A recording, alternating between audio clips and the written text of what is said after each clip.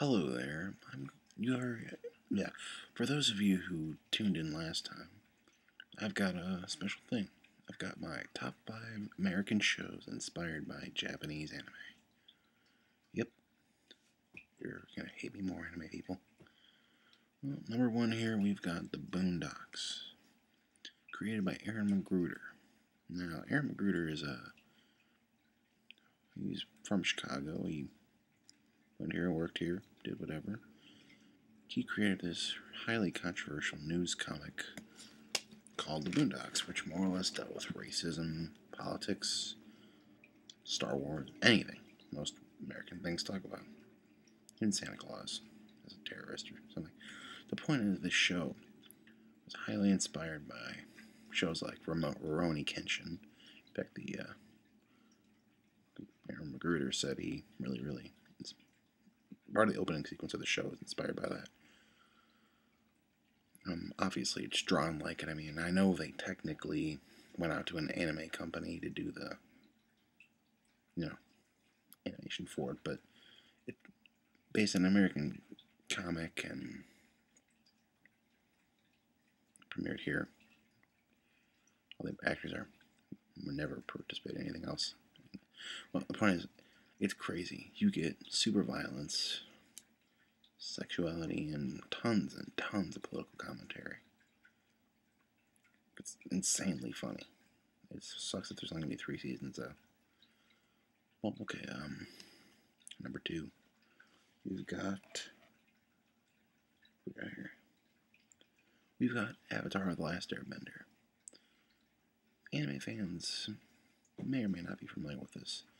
It's a story about a Asian-influenced world where it's still set somewhere in the past, and because the Avatar God saves everyone in times of great trouble.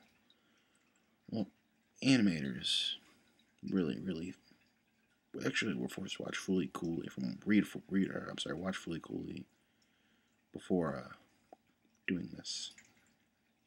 Weird. But anyway, I believe it was 3 seasons. Yeah, 3 seasons. It rocked our world with interesting looking animation. American animation, or technically Korean, but premieres here, so it's American. Really increasingly improving voice acting and very mature stories. Nickelodeon was looking for some sort of way to get people into the action, and it found it, which is why they're a little more action oriented right now. Number 3, we have Samurai Jack, the legendary series from Cartoon Network, created by the man who made Dexter's Lab, Powerpuff Girls, and the old Star Wars miniseries.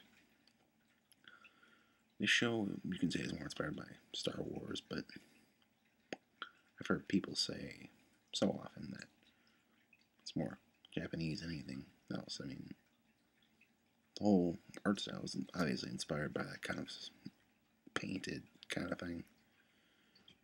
With the Warriors Code type thing he goes into, really is quite good. And never really finished it. It sucks. People have been waiting for that for years. Never happened. Although the creator did create something about a year ago that got canceled called Symbiotic Titan, which you could tell is like a sequel almost. Where am I on?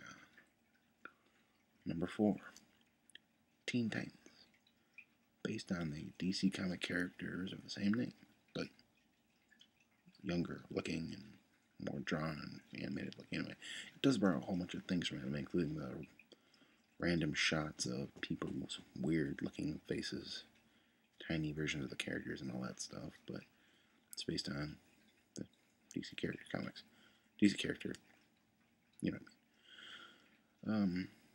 Yeah, the show started out like a lot of shows tend to do, episodes of the week type things, stupid villain of the week, and then it got a little bit more serious with Terra and then Raven's whole backstory there, the whole Slade thing, or Deathstroke, whichever you want to call him.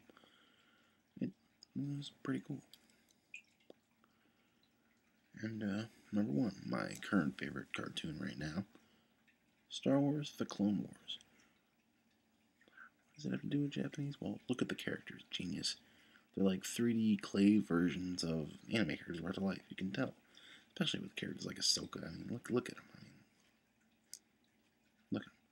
The show is incredibly cool looking for what it is.